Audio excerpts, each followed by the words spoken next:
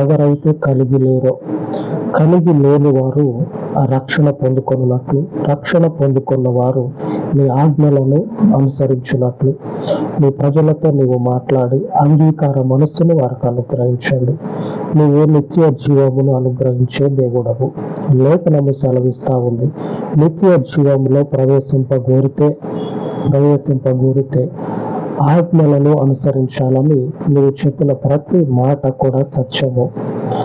అదే మార్గంలో నీ రక్షణ మరీ నిశ్చయముగా అవసరమై ఉన్నది కనుక తండ్రి, ఈ రక్షణను నీ ప్రజలకు నీవు అనుగ్రహించమని, అందుకు తండ్రి సమయమును వారికి దయచేయమని నీ పాదముల చెంత ఈ మనవులను ప్రతిష్ఠించి యేసు నామమున వేడుకొనుచున్నాను తండ్రి.